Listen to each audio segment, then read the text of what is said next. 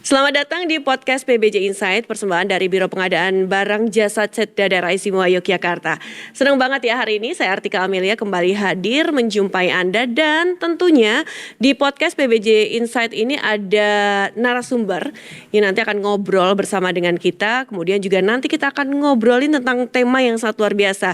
Ini terkait pengadaan barang jasa kelurahan dalam Perpres 46 tahun 2025.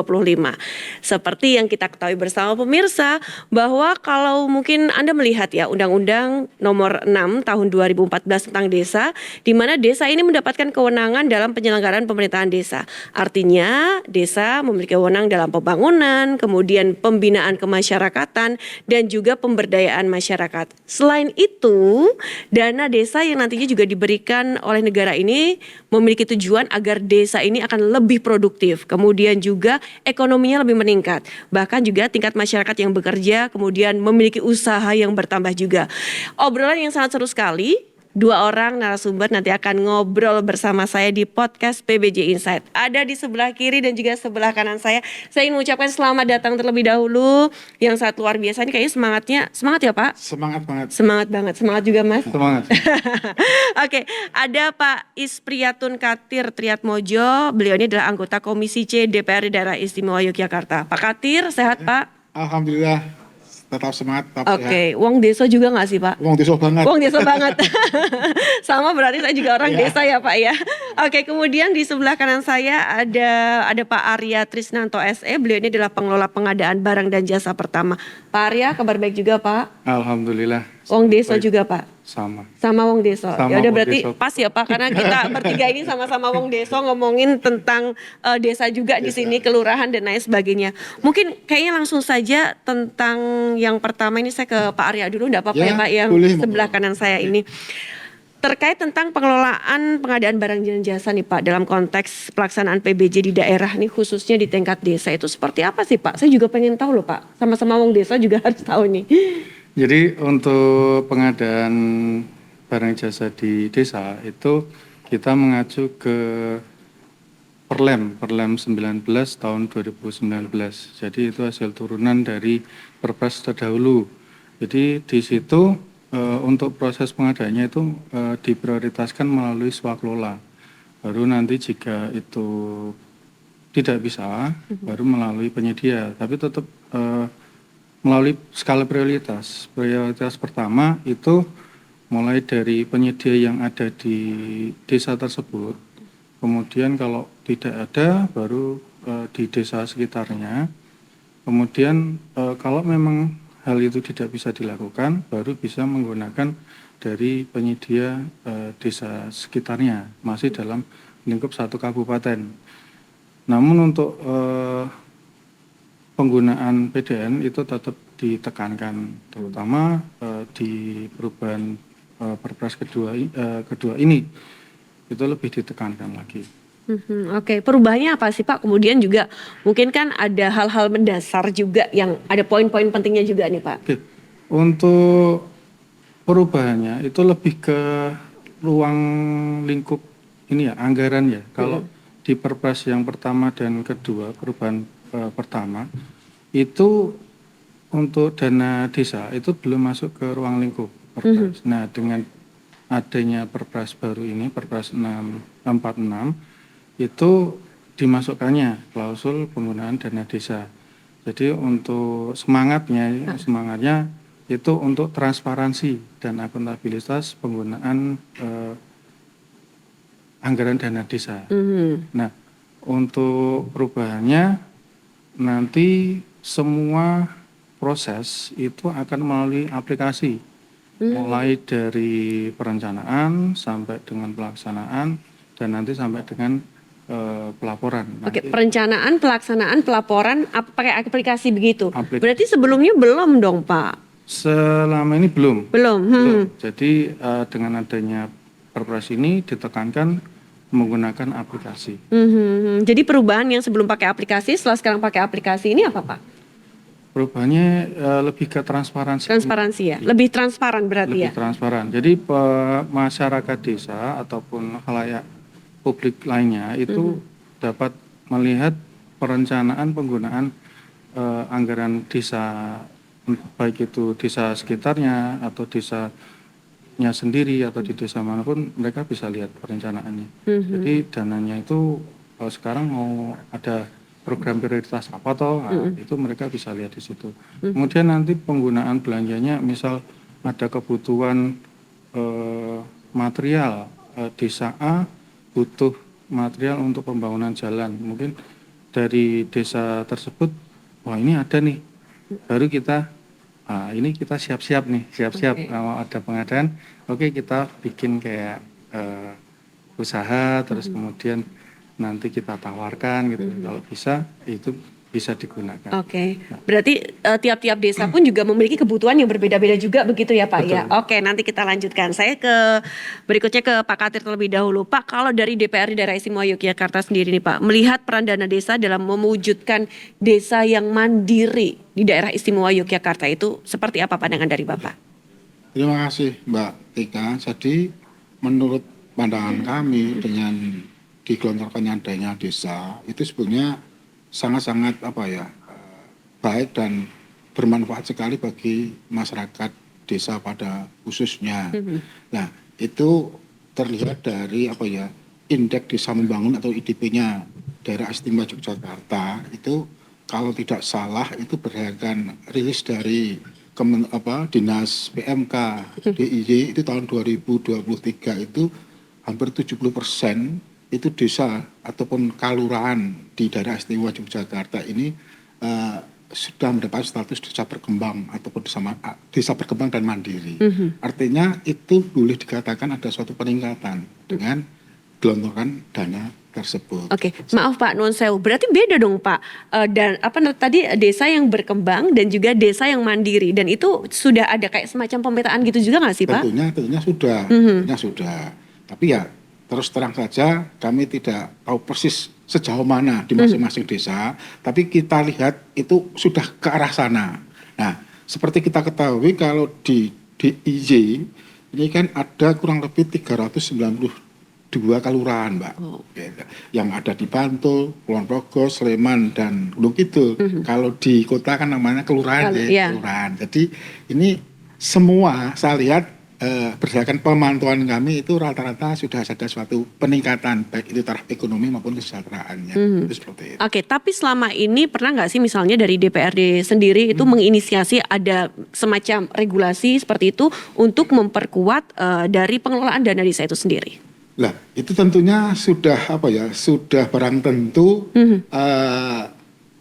sebagai lembaga DPRD yang punya fungsi anggaran, fungsi legislasi dan fungsi pengawasan, ini tentunya sudah menjadi tugas kami bagaimana setiap suatu produk hukum ataupun aturan itu kita tetapkan bersama. Dalam konteks ini yang terkait dengan anggaran desa itu kalau nggak salah kita sudah menetapkan 2 peraturan daerah di tahun 2024. Yang pertama itu Perdais nomor 1 tahun 2024 yang mana itu terkait dengan tata kelola pemerintahan kelurahan. Kemudian yang kedua Perdais nomor 3 tahun 2024 mengatur tentang pelestarian nilai budaya yang ada di Daerah Istimewa Yogyakarta. Itu berkaitan dengan apa? Dengan sistem pembangunan yang ada di desa itu berbasis pada budaya dan gotong royong di masyarakat. Nah, itu sudah kami tetapkan dan harapan kami tentunya dari pemerintah daerah segera mensosialisasikan ini kepada masyarakat di Daerah Istimewa Yogyakarta. Karena setiap produk hukum yang kami buat, kita sudah ada suatu kesepakatan bersama bagaimana produk hukum ini benar-benar dijalankan dengan baik dan intinya masyarakat luas di DIY juga bisa memahami, mengerti apa atau isi dan materi daripada produk hukum tersebut yang sudah diputuskan oleh wakilnya yang ada di DPRD Daerah Istimewa Yogyakarta. Oke, tapi sosialisasi sudah dilakukan dong Pak? Nah, tentunya sudah. Nah, bahkan kami juga selalu dilibatkan. Baik. Artinya program dari instansi terkait dalam hari OPD atau dinas terkait dengan sosialisasi perda tersebut kita pasti dilibatkan. Tapi kita juga melihat Mbak Tika, artinya dari 392 desa yang ada di DIY ini belum semuanya tercover dengan program sosial tersebut. Saya melihat seperti itu, artinya masih ada yang 1-2 ya katakanlah yang belum paham betul dengan muatan daripada perda tersebut. Oke, padahal sosialisasi juga sudah terus sering dilakukan seperti Iya. itu ya Pak ya. Dan Bapak bersama tim juga terjun langsung ke lapangan juga. Otomatis karena apa, di setiap kegiatan-kegiatan kami baik itu yang menyangkut dengan kegiatan apa ketemu warga, kemudian reses, kita selalu menyampaikan, Mbak. Bahkan kita ketika menerima aspirasi dari mereka pun kita selalu diskusi bareng bagaimana setiap produk-produk perda ini selalu kita sampaikan, kita informasikan kepada Masyarakat begitu ya. Oke, baik. Nah, mungkin nanti Pak Arya juga bisa menambahkan. Saya juga ingin melihat nih Pak, kalau dilihat tadi sebelumnya Pak Katir juga menyampaikan ternyata memang sosialisasi juga sudah dilakukan, tapi kan ternyata memang belum semuanya secara menyeluruh seperti itu. Nah, artinya dalam pelaksanaan PBJ juga nih, apakah juga ada tantangan tersendiri? Kemudian juga selain itu PBJ ini kan juga dilakukan secara swaklola juga nih Pak. Bagaimana menurut Pak Arya? Jadi untuk tantangannya lebih ke infrastruktur ini ya, penggunaan aplikasi ya. Karena pada Perpres ini kan semua ditekankan melalui aplikasi. Jadi mungkin ada di desa yang agak ada di pinggiran, itu untuk akses internet Ya Pak, kemudian oke. akses gadget itu juga mungkin terbatas. Nah, di situ juga jadi batu sandungan untuk proses transparansinya. Karena kalau tidak dilakukan melalui sistem kan pengawasan dari pusat pun kita butuh waktu untuk nanya ke mereka, piro toh anggarannya gitu. Nah, tapi dengan adanya aplikasi kan ketika itu sudah diinput ke sistem real time dari pemerintahan pusat ataupun provinsi itu bisa lihat hasil penggunaannya seperti apa. Seperti itu. Oke, baik. Kalau mengenai anggaran nih Pak, apakah juga selama ini setiap desa ini pasti berbeda? Terus kemudian hitung-hitungannya gimana nih Pak? Apa tidak ada kecemburuan nih misalnya, waduh desa A ini dapatnya banyak, desa B dapatnya segini, desa C dapatnya segini. Nah itu bagaimana Pak? Mungkin ini juga untuk gambaran juga nih buat yang nonton podcast nih Pak. Jadi untuk besarannya kan kurang lebih hampir sama, cuman kan ada skala prioritas nih. Skala prioritas di desa ini mungkin butuh sesuatu yang menunjang di infrastruktur entah jalan ataupun pengairan, sedangkan yang di sini sudah relatif maju nih. Nah mungkin agak kebutuhannya beda. Oke. Kebutuhannya beda. Harus ada proposal gitu atau bagaimana Pak pengajuannya itu, atau memang sudah digelontorkan dana sekian-sekian untuk masing-masing desa atau seperti apa sih? Jadi kan pertama itu kan kayak musyawarah desa dulu. Oke. Nah di musyawarah ini kan butuh aspirasi dari masyarakat nih. Dari perangkat desa mungkin ada masukan dari kadus ataupun masyarakat sekitar. Kita butuh ini nih, butuh ini, baru nanti itu diajukan. Nah diajukan itu ya tidak serta-merta ini disetujui semua ya. Baru nanti oh ini tapi anggarannya sekarang baru cukup untuk ini. Nah baru itu disetujui. Kalaupun itu masih kurang bisa dilanjutkan ke program di tahun selanjutnya. Oke, artinya kalau program ini sudah berjalan berapa tahun Pak? Untuk yang mana? Untuk yang apa dana yang diberikan kepada masyarakat seperti itu? Dana desa udah cukup lama ya, saya lupa mulai tahun berapa, tapi sudah cukup lama. Cuman untuk penekanan penggunaan aplikasi kan baru tahun ini ya, dengan tadi yang Bapak sampaikan biar ada transparansi seperti itu ya. Untuk mencegah penyalahgunaan anggaran desa juga. Banyak kan ada beritanya ini setelah. Tapi benar nggak sih Pak, ada temuan-temuan seperti itu misalnya non sewu ya Pak ya? Saya kurang tahu. Tapi harapannya semoga nggak ada ya Pak semoga ya? Semoga tidak ada. Jadi mungkin hanya kurang komunikasi aja ya. Tapi so far sampai dengan saat ini semua kendala insya Allah bisa teratasi seperti itu ya Pak ya? Oke, baik. Nah Pak Katir gimana nih Pak? Ya. Tadi kalau yang disampaikan oleh Pak Arya ini bisa ditanggapi juga Pak. Berarti kan penerapan dana desa yang sekarang ini sudah berjalan. Walaupun ya insya Allah nggak ada kendala ya Pak ya. Ada kendala pun juga insya Allah juga semuanya bisa teratasi. Jadi gini Mbak, tadi sudah dipaparkan Mas Arya ya. Jadi memang dana desa walaupun yang notabene jumlah penerimaan itu tidak harus sama, tapi sekali lagi ini adalah suatu istilahnya program yang sangat bagus dan bisa diterima dengan baik. Cuman kita juga harus hati-hati betul bagaimana penggunaan, penerapan dan istilahnya dalam rangka mencairkan dana tersebut pada program-program yang sudah ditentukan oleh desa. Tadi sudah sampaikan dengan beberapa usulan dan sebagainya. Tapi tentunya ini harus ada pemahaman tersendiri bagi aparatur tingkat desanya tersebut. Pemahaman untuk apa nih Pak? Agar sama-sama nih pemahamannya. Dalam artian pemahaman menyangkut dengan regulasi aturan main manakala dana desa itu diperuntukkan untuk kegiatan tersebut yang diusahakan tersebut. Itu harus ada suatu pemahaman betul. Bahkan kalau nggak salah itu tahun 2020 kami menginisiasi untuk mengadakan suatu bintek bagi kepala desa seluruh daerah istimewa Yogyakarta untuk memahami betul aturan atau regulasi terkait dengan penggunaan dana desa tersebut. Dan kembali ini istilahnya karena ini dana rakyat kembali kepada rakyat. Kembali ya. Artinya kita punya tugas yang sama, punya kewajiban yang sama untuk istilahnya mengawasi jalannya ataupun proses daripada pelaksanaan dana tersebut yang tadi kita sepakati bersama ataupun kita disepakati dana tersebut adalah murahnya untuk masyarakat. Oke, nah selama ini Pak mekanisme dalam pengawasan ini yang dilakukan seperti apa? Tentunya agar PBJ yang ada di desa ini bisa berjalan secara optimal dan juga baik. Nah, kalau menurut kami ini tentunya yang pertama itu kita selalu mengadakan koordinasi dengan pihak desa maupun dari lembaga-lembaga desa. Dan juga kami juga tentunya tidak lepas melibatkan masyarakat itu. Dan kembali karena istilahnya dana itu kan sensitif banget Pak. Iya, apalagi masalah duit ya Pak ya. Itu harus benar-benar dipahamkan betul kepada pihak penyelenggara desa.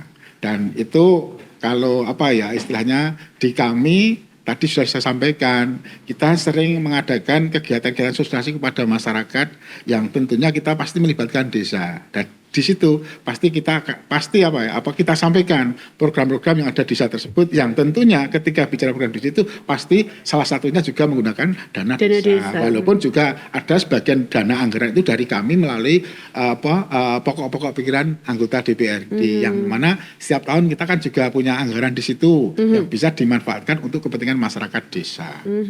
Oke, baik. Tapi kalau untuk pembangunan Pak Arya tidak hanya di infrastruktur saja sih Pak, atau bagaimana? Atau memang khusus di infrastruktur atau pembangunan yang lain juga itu bisa dilakukan atau seperti apa?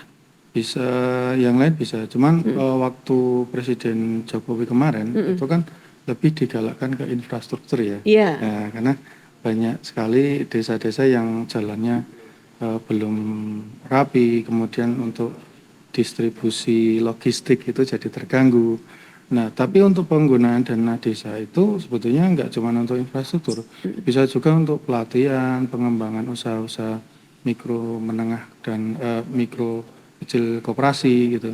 Jadi perangkat desa kan harus lebih aktif dalam berperan pendataan usaha apa aja nih yang sudah dijalankan oleh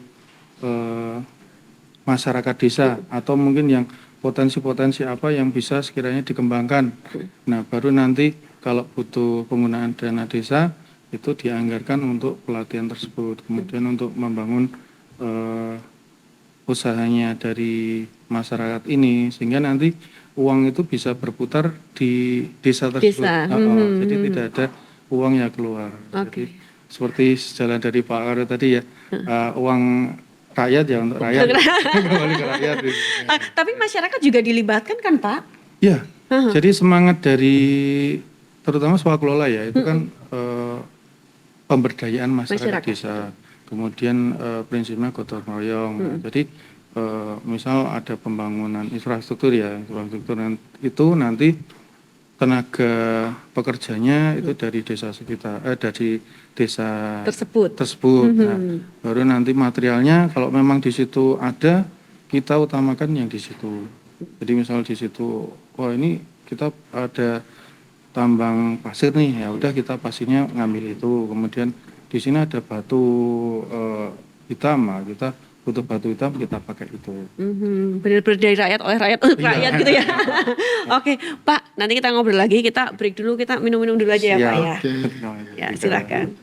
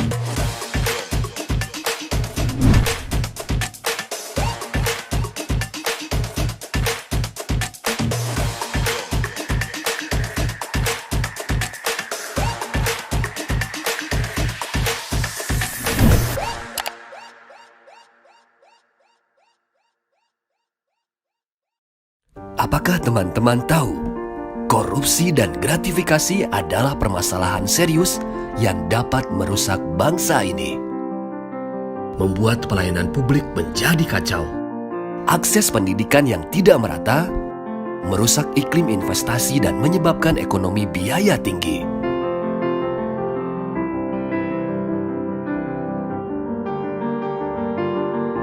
Menyebabkan diskriminasi dalam berkarir dan sulitnya mengejar prestasi di kancah dunia.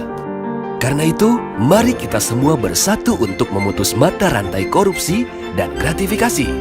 Jadilah pahlawan integritas dan hapuskan diskriminasi akibat korupsi. Berjuang untuk bebas dari korupsi dan gratifikasi. Karena bangsa merdeka adalah bangsa yang adil dan sejahtera. Wujudkan Indonesia merdeka tanpa korupsi dan gratifikasi.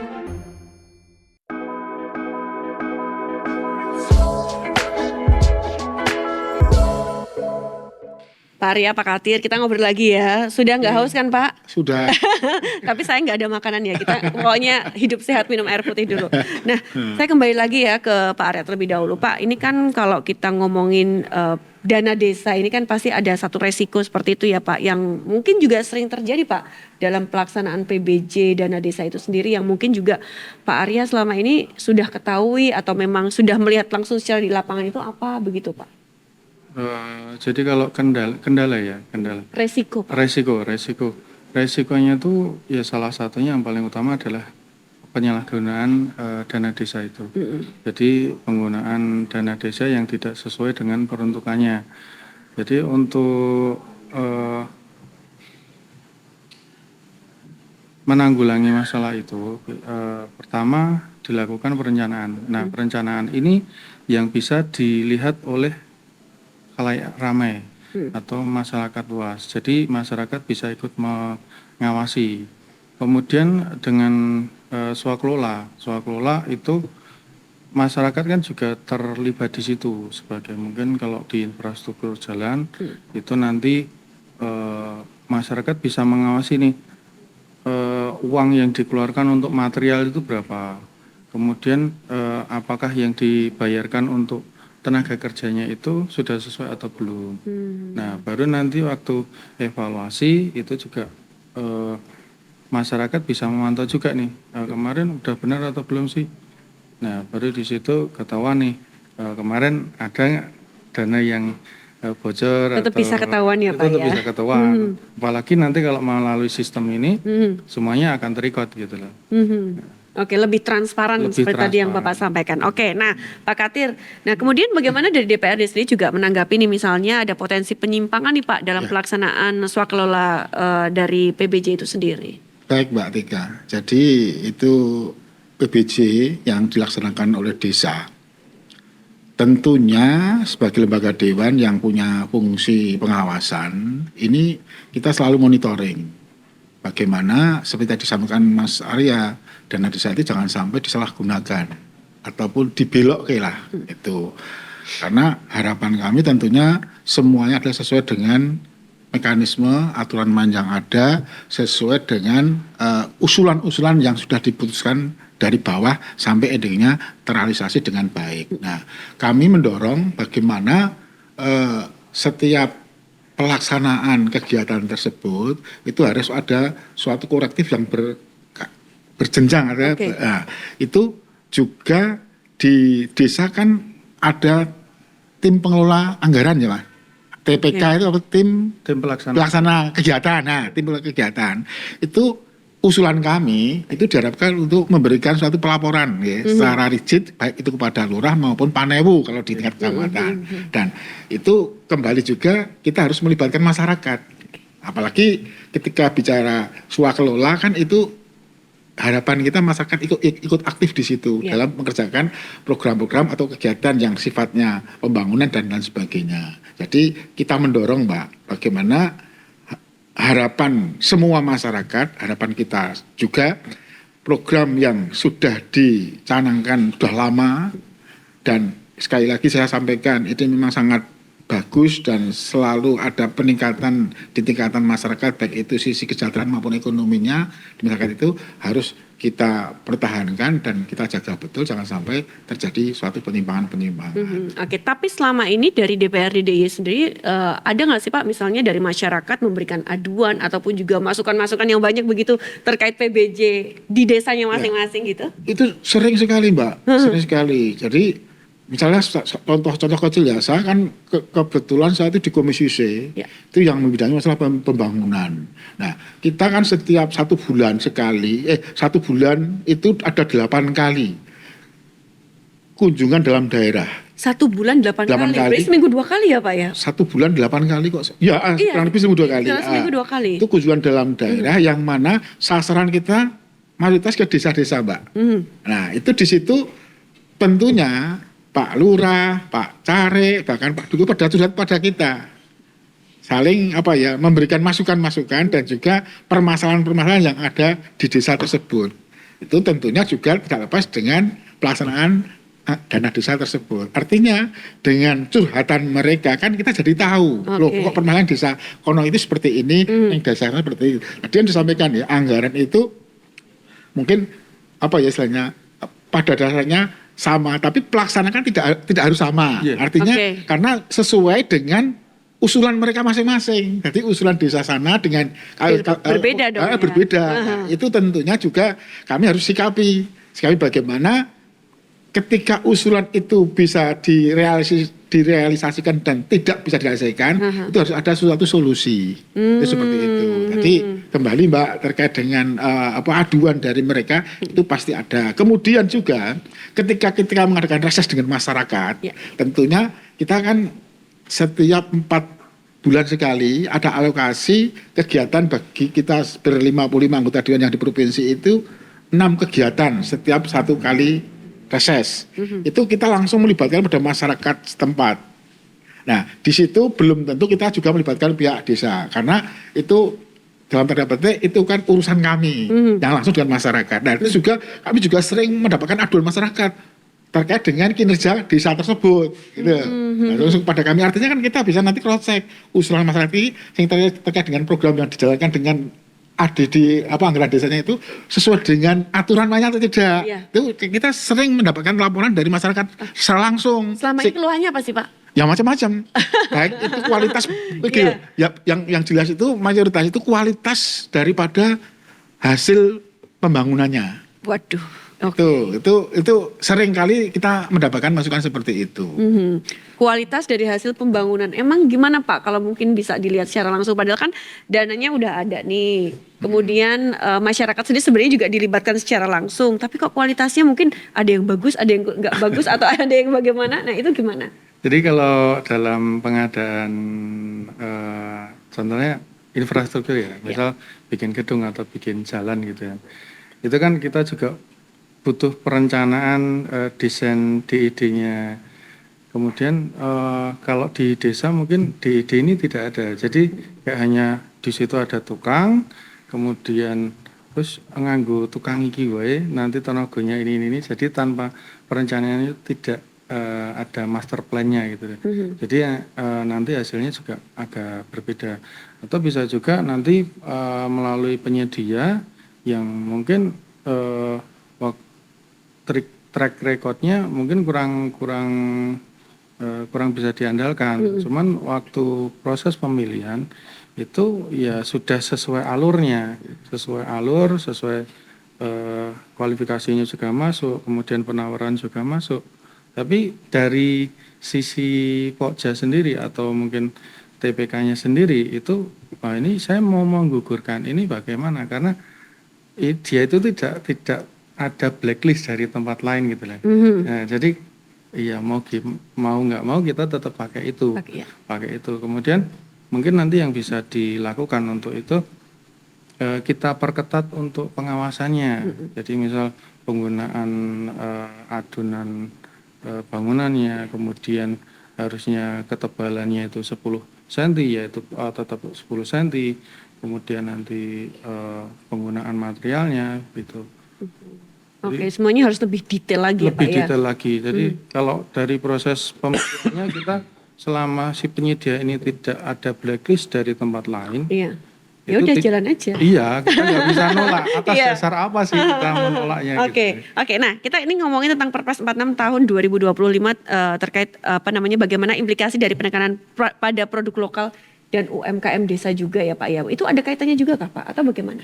Jadi kalau implikasinya saya rasa positif ya Mbak, karena satu akan mendorong perekonomian desa itu akan lebih meningkat. Kemudian ada contohnya nggak Pak? Misalnya? Contoh misal gini Mbak, dari desa tersebut itu ada industri batik. Nah, kemudian nanti di perangkat desa itu ada misal pemenuhan seragam batik nih. Nah, dari pemerintah desa ini belinya kan dari pengrajin tersebut. Kemudian nanti ada penjahitnya juga mungkin dari desa tersebut. Di situ ada gaji pengrajin, pegawai pengrajin yang dari desa tersebut juga dapat gaji dari situ.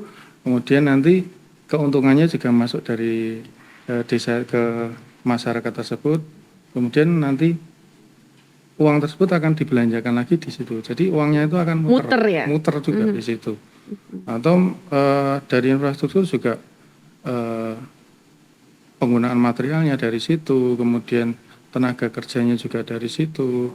Jadi kemandirian perekonomian desa itu akan lebih meningkat dengan adanya seperti itu. Dan itu pun juga yang diuntungkan juga masyarakat desa setempat begitu ya Pak ya.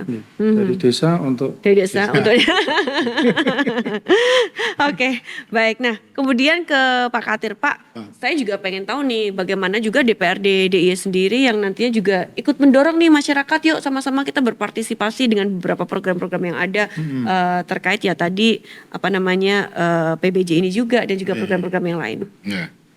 Nah, ketika bicara partisipasi masyarakat, ya Mbak Age, itu kan secara otomatis ketika program itu sudah dijalankan di masyarakat itu, nah masyarakat kan dia akan menerima imbas. Nggonku dalan iki sing wingi elek saiki dibangun, dan di situ partisipasi masyarakat sangat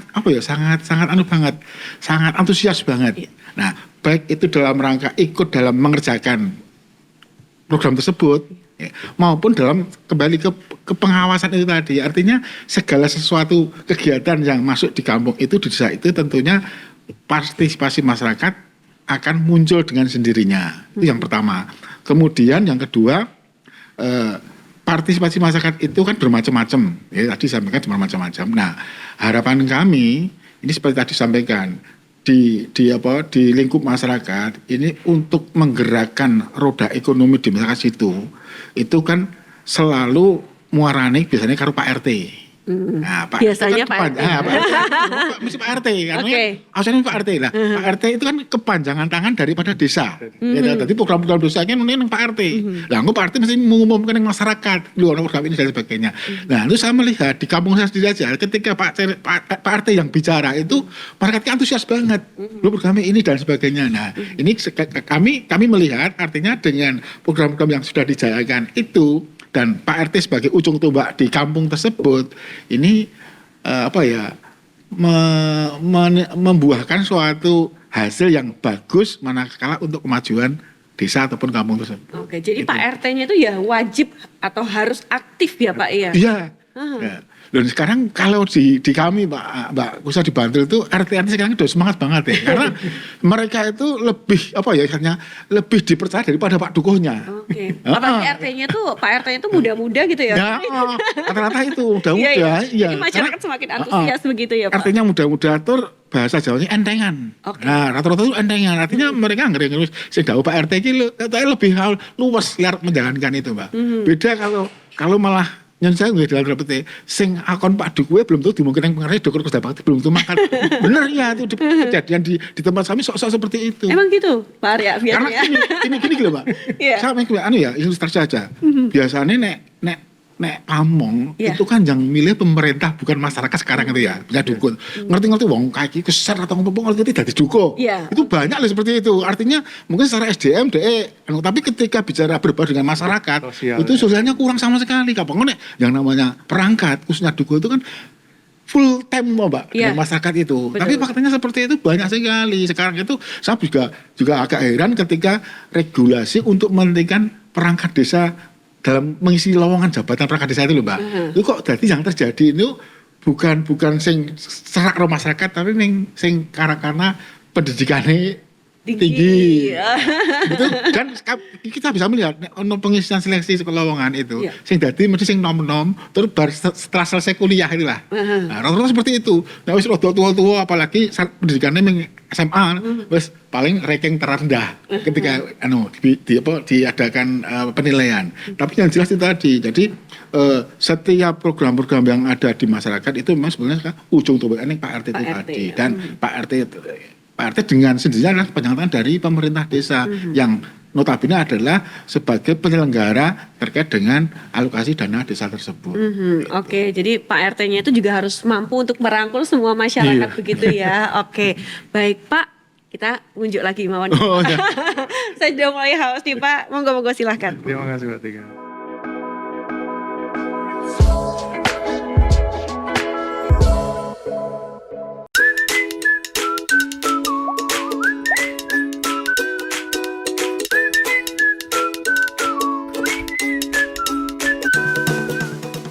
Salam pengadaan. Kamu pelaku usaha, menjual barang atau jasa yang dapat dimanfaatkan pemerintah. Tahu nggak, pemerintah punya anggaran lebih dari 1.000 triliun rupiah untuk belanja pengadaan yang tersebar di kementerian, lembaga, atau pemerintah daerah atau yang disebut dengan KLPD. Kamu juga bisa loh ikut ambil peran dalam pengadaan pemerintah dengan menjadi penyedia barang jasa. Kamu bisa mulai dengan mencari tahu rencana umum pengadaan pemerintah melalui website aplikasi Sistem Informasi Rencana Umum Pengadaan atau SIRUP dengan alamat sirup.lkpp.go.id.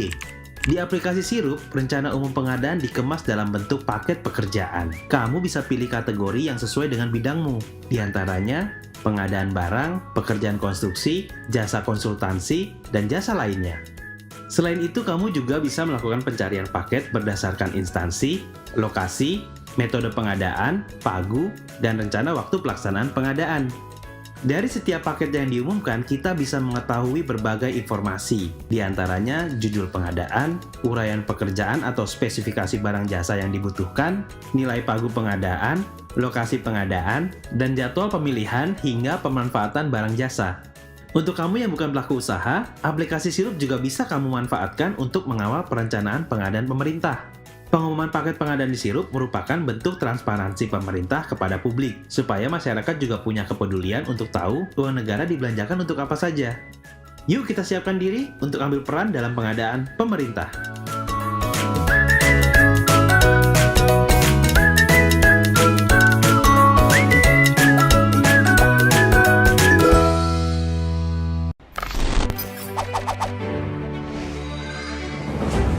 kementerian, lembaga BUMN, dan pemerintah daerah harus menjadi buffer dalam ekosistem usaha UMKM, terutama pada tahap awal recovery. Stimulus ekonomi bisa masuk ke usaha kecil, usaha mikro. Mereka nunggu semuanya. Pengadaan barang jasa pemerintah mempunyai peran penting dalam pelaksanaan pembangunan nasional untuk peningkatan pelayanan publik dan pengembangan perekonomian nasional dan daerah. Dalam arahannya, Presiden Joko Widodo menyampaikan untuk meningkatkan penggunaan produk dalam negeri, meningkatkan porsi UMK dan koperasi dalam pengadaan barang jasa pemerintah, serta mempercepat penyerapan APBN atau APBD. Mengatasi kondisi pandemi COVID-19 yang mengancam kesejahteraan ekonomi UMK dan melihat adanya peluang besar keterlibatan UMK dalam pengadaan barang jasa pemerintah, LKPP mengembangkan platform belanja pemerintah yaitu Toko Daring.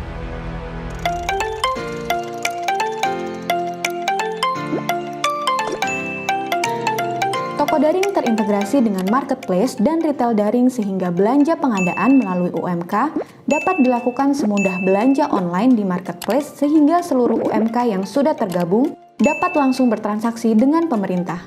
Saat ini LKPP sudah bekerja sama dengan 64 marketplace dengan berbagai komoditas barang jasa yang bisa dibeli kapan saja dan di mana saja oleh pejabat pengadaan dan pejabat pembuat komitmen di seluruh Indonesia. Dengan kemudahan bertransaksi dan opsi pembayaran, serta pengiriman yang bervariasi, telah terlaksana 153.798 paket pengadaan dengan total nilai transaksi 408,5 miliar rupiah. Selama implementasi toko daring, LKPP telah melakukan terobosan dalam menjawab tantangan di lapangan diantaranya memanfaatkan kartu kredit pemerintah dan fitur pembayaran bertempo untuk menjamin kepastian pembayaran kepada UMK. Melakukan kolaborasi dengan Kementerian Keuangan untuk menaikkan limit transaksi kartu kredit pemerintah dan pemungutan pajak. Kolaborasi dengan Kementerian Dalam Negeri untuk menerbitkan peraturan Mendagri terkait penggunaan kartu kredit pemerintah daerah. Mempermudah pendaftaran marketplace dan retail daring sebagai mitra toko daring termasuk bagi marketplace lokal. Menerapkan program onboarding bagi para UMK lokal pada marketplace di berbagai daerah, bekerja sama dengan asosiasi penyedia, Kementerian Koperasi dan UKM, pemerintah daerah melalui Dinas Koperasi untuk meningkatkan kapasitas UMK untuk go digital. Saya Adi dari Ayam Taliwang Mbok Sutil. Saya berjualan secara offline udah sekitar 10 tahun ya. Pas awal pandemi itu mulai tergabung dengan online gitu. Kemudian dengan adanya program dari LKPP yang bernama Toko Daring, ini sangat membantu kami para UMKM untuk bisa meningkatkan penjualan karena jumlah orderan itu kan relatif lebih besar. Saya sangat merasa terbantu sekali dengan adanya toko daring ini karena sangat memberikan kemudahan dalam bertransaksi dengan UMK, di mana di sana banyak sekali terdapat pilihan produk sesuai dengan spek dan harga yang kami butuhkan, lalu juga terdapat banyak pilihan untuk metode pembayaran dan pengiriman, mulai dari yang paling cepat yang 1 hari sampai pun ada. Jadi kami sangat merasa terbantu sekali. Terima kasih. Tentunya inovasi toko daring akan terus berlanjut dengan melakukan peningkatan sistem informasi, adaptasi proses bisnis, dan harmonisasi regulasi dengan stakeholder terkait. UMK tumbuh, ekonomi pulih bersama toko daring.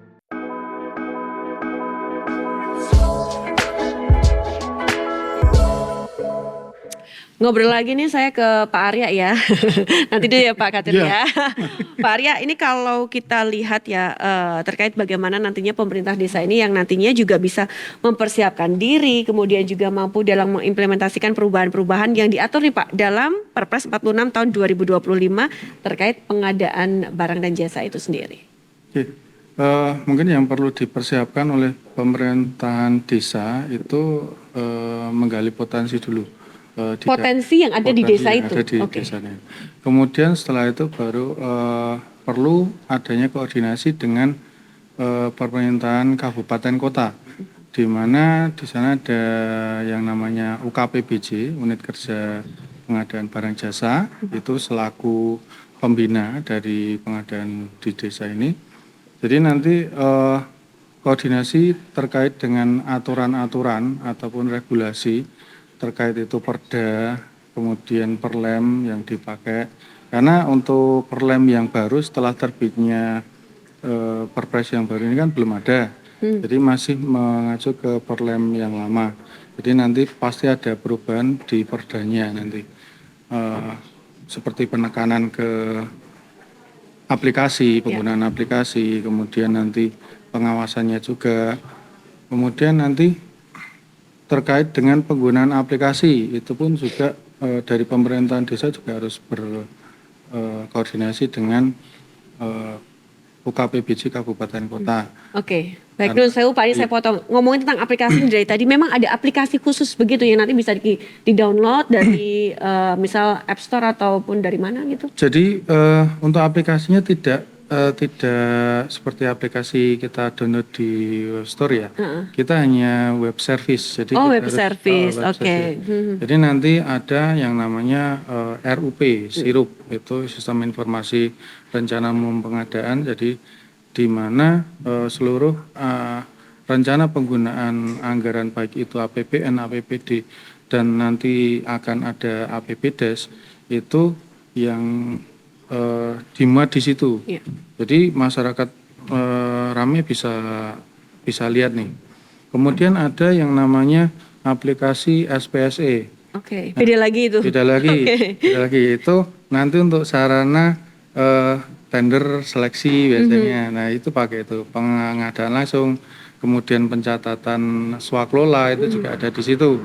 Kemudian ada lagi satu lagi yang namanya e-katalog atau toko daring. Nah itu termasuk dalam e-purchasing. Jadi toko daring kita tahu lah e-commerce yang sudah ada sekarang, keranjang kuning, keranjang hijau itu kalau mereka bekerja sama dengan pemerintah itu disebutnya toko daring.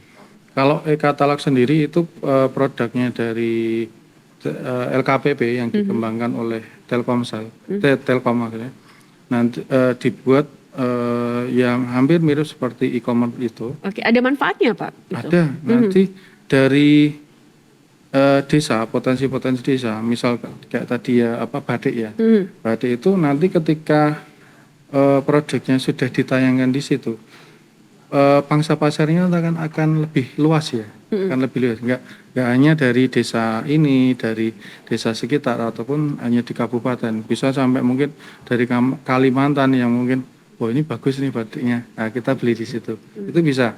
Nah, kalau di toko daring itu kan yang penggunanya semuanya masyarakat, baik itu dari pemerintah maupun dari masyarakat umum. Tapi kalau untuk katalog itu lebih khusus ke pemerintah. Jadi baik itu kementerian, lembaga, pemerintah daerah, pemerintah desa nanti menggunakan katalog. Tapi tidak harus semua katalog, bisa juga toko daring. Tapi untuk e-katalog ini semuanya sudah diimplementasikan saat ini? Saat ini sudah, hanya belum merambah ke desa ya. Tapi kalau untuk penyedianya dari desa-desa itu sudah banyak. Hanya untuk aturan dari belanja desanya yang mewajibkan menggunakan e-katalog maupun toko daring itu belum. Dimasukkan ke Perpres ini, maka itu diwajibkan harus menggunakan itu. Karena di pasal 64 B ayat 3 itu ada penekanan untuk menggunakan produk-produk lokal UMKK. Nah, kemudian di pasal selanjutnya itu ada pemilihan penyedia melalui penyedia itu dilakukan melalui e-purchasing, yang mana itu katalog dan toko daring. Oke, baik. Nah, ini kan sudah ada aplikasi, kemudian ada e-katalog, ada toko daring. Artinya kan sudah maju seperti itu ya. Kalau dari Pak Katir sendiri gimana Pak untuk menanggapi hal ini? Apalagi ini di desa. Tapi semuanya sudah menggunakan atau belum sih Pak untuk masyarakat di desa? Ya, kalau yang dia akses ke teknologi mudah. Ya, sudah. Kembali lagi itu ya, akses ke teknologi mudah itu sudah. Karena untuk perizinan ininya pun juga saya rasa sudah mulai banyak yang dipangkas ya. Lebih hanya pernyataan kenyataan usaha, kebenaran usaha. Oke. Hanya itu. Berarti sudah beradaptasi dengan teknologi. Gimana Pak? Jadi begini Mbak, itu memang bagus sekali ya. Bagus sekali manakala setiap program kegiatan itu basisnya informasi yang sudah disampaikan Mas Arya tadi, dan itu kami sangat mendorong sekali, dan istilahnya informasi apapun terkait dengan pengadaan barang dan jasa ini sangat penting bagi penyelenggara di lembaga kelurahan. Karena kembali ini mereka harus, dari tadi kita sampaikan, harus benar-benar punya kemampuan di situ. Nah, ini kami juga mendorong bagaimana, walaupun tadi sudah disampaikan panjang lebar oleh Mas Arya tadi, kami juga mendorong bagaimana kita selalu mengadakan suatu pelatihan-pelatihan. Kemudian juga mungkin bekerja sama dengan lembaga pendidikan, itu juga bisa kita lakukan. Karena semangatnya kita bagaimana peran daripada desa dan lembaga-lembaganya itu benar-benar bisa maksimal dalam rangka pengelolaan anggaran desa tersebut. Oke. Baik, kalau dari kapasitas SDM sendiri dalam pengelolaan dana desa itu bagaimana menurut Bapak? Ya, saya kira sudah bagus, tapi juga perlu ditingkatkan, Mbak. Peran dari kapasitas dan peran dari mereka memang sudah jalan baik lah, katakanlah seperti itu. Tapi juga kita harus kita tingkatkan, biar biar nanti apa yang sudah terprogram dengan baik dari awal sampai akhir juga akan membuahkan hasil yang baik juga kalau pemahaman dan pengetahuan terkait dengan itu sudah bagus. Seperti itu. Cara yang mungkin Pak yang bisa dilakukan begitu untuk peningkatan kapasitas, kemudian ini khususnya bagi para perangkat desa agar mampu beradaptasi dengan yang ada saat ini tuh apa misalnya? Ya itu tadi, pelatihan-pelatihan itu tadi Pak, untuk meningkatkan kan diadakan bintek ya, bagi perangkat desa atau lembaga desa, kan di sana ada Bamuskal, kemudian Bumdes, kemudian kalau di desa kan banyak sekali lah istilahnya lembaga-lembaga yang mereka punya punya tugas dan tanggung jawab yang sama dalam rangka membantu jalannya roda pemerintahan di kelurahan tersebut. Jadi kalau bicara itu saya sepakat sekali ketika itu secara berkala ada kan itu bintek bagi mereka untuk pemahaman penggunaan alokasi dana desa tersebut. Oke, Pak, kalau mungkin ya yang menjadi pertanyaan selanjutnya tuh apakah kalau dari pengamatan DPRD DIY sendiri ini apakah dana desa yang selama ini juga sudah digelontorkan itu sudah menjawab semua kebutuhan dari desa-desa yang ada saat ini? Ya belum 100%, Mbak. Belum 100%. Belum 100%.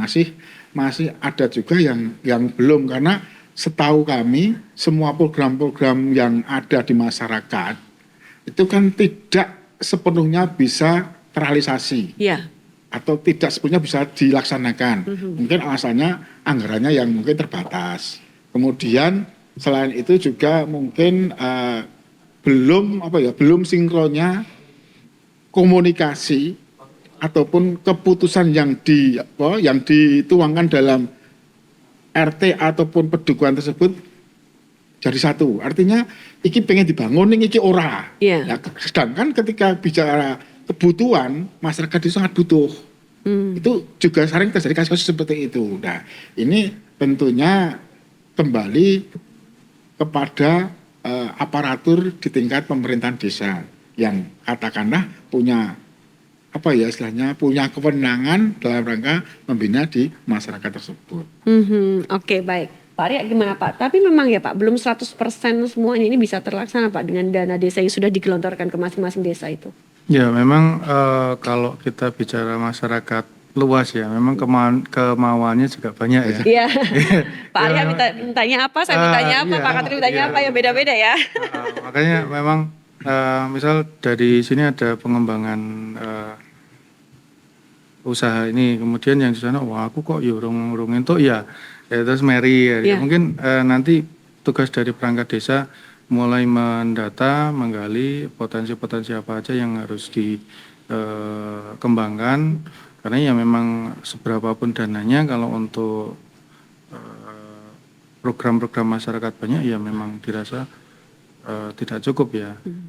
Jadi memang harus ada skala prioritas. Oke. Jadi misal di situ butuh infrastruktur ya infrastruktur, tapi juga ada dana desa kok minggu kok ngono ya, kadang seperti ada itu. Ada gitu ya. Iki lho ono usaha iki dibiayai biar berkembang ya seperti itu. kadang ya skala prioritas lah. Oke, baik. Kalau misalnya tidak terrealisasi tahun ini, bisa diajukan untuk yang mendatang begitu atau bagaimana Pak? Sebetulnya bisa, cuma kembali lagi ke skala prioritas dan itu nanti tergantung dari masyarakatnya ini ya mengawasinya bagaimana.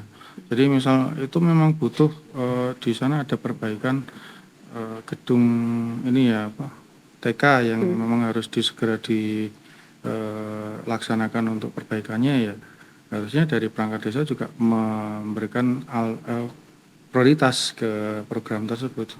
Jadi tidak harus wah ini sing mlebu pertama ini ya enggak juga tapi ya lihat prioritas dulu. Prioritas ya, oke. Tapi berarti selama ini masyarakat juga perlu melakukan pengawasan begitu ya Pak ya? Peran serta masyarakat untuk melakukan pengawasan juga terhadap PBJ ini ya? Iya, jadi pengawasan itu kan bisa dilakukan pada waktu perencanaan, kemudian waktu pelaksanaan, kemudian nanti waktu evaluasi dan pelaporan. Jadi waktu evaluasi itu kan nanti ada musyawarah gitu kan, terus nanti dibahas kemarin belanjanya ini dijalankan, kemudian nanti dari masyarakat memberikan masukan kemarin ini Pak kekurangannya ada di sini, yang ini belum tercover gini. Nah dari kekurangan itu mungkin nanti bisa jadi PR untuk dikembangkan di proyek selanjutnya. Oke. Aduh, udah mulai gatel-gatel ini ya Pak ya. Baik, kalau ngomongin tentang dana desa ini kayaknya memang gak ada habisnya ya Pak ya. Tapi tentunya untuk masyarakat juga yang nonton podcast ini kan harapannya dana itu juga bisa tersalurkan dengan benar begitu, tidak ada penyimpangan dan lain sebagainya. Pak, kalau udah mulai ada sedikit kayak gini, artinya saya juga pengen minta poin-poin Pak, hampir satu jam nih kita ngobrolnya. Poin-poin penting yang ingin disampaikan juga, monggo. Terima kasih Mbak Meta. Jadi ketika bicara dana desa, tadi sudah sampaikan panjang lebar, kami dari lembaga DPRD sangat mendorong sekali dan istilahnya support lah bagaimana dana desa ini bisa berkelanjutan terus. Cuman kami juga memberikan beberapa masukan bagaimana untuk proses daripada pencairan dana desa itu agak dipersempit aturannya. Oke, aturan ini jangan terlalu dipermudah ya. Nah, dipermudah itu. Kemudian kembali yang kedua terkait dengan sumber daya manusianya. Dalam arti seri apapun yang mulai di situ harus ada suatu peningkatan sumber daya manusianya. Yang terakhir adalah tentunya di setiap program apapun kita harus bagaimana bisa memaksimalkan peran serta masyarakat dalam rangka andil bertanggung jawab menuju pembangunan di wilayah desa tersebut yang lebih baik dan merata tentunya. Lebih baik dan merata. Oke. Ya. Terima kasih ya Pak Katir ya. Pak Arya ada juga nih poin-poin disampaikan Pak. Silakan. Jadi mungkin menanggapi perubahan ini ya, karena nanti akan beralih dari metode manual ke aplikasi ya. Jadi nanti yang perlu disiapkan mungkin aturan regulasinya harus banyak berkoordinasi dengan kabupaten kota. Kemudian nanti juga infrastruktur akses dari masyarakat ke teknologi juga harus diperhatikan. Nanti kalau setahu saya di kabupaten kota itu ada program untuk pengembangan wifi dan sebagainya. Nah itu akan mempermudah dari baik itu masyarakat maupun perangkat desa untuk menggunakan teknologi. Jadi yang perlu saya sampaikan nanti dari UKPBJ kabupaten kota terutama itu yang selaku pembina silakan nanti dilakukan sosialisasi tentang aturan, kemudian juga pembinaan penggunaan aplikasi kepada perangkat desa. Oke, baik. Terima kasih Pak Arya, kemudian juga Pak Katir sudah hadir di sini. Maaf ya Pak, kita cuma ada minum aja. Besok kita makan-makannya di luar, kita mungkin bisa jalan ke desa-desa kemana aja ya Pak ya, untuk melihat secara langsung PBJ itu seperti apa. Semoga obrolannya ini bermanfaat dan tentunya saya juga mengucapkan terima kasih yang sangat luar biasa untuk Biro Pengadaan Barang Jasa Setda Daerah Istimewa Yogyakarta. Saya Artika Amelia pamit ya, kita akan berjumpa lagi di podcast PBJ Insight selanjutnya.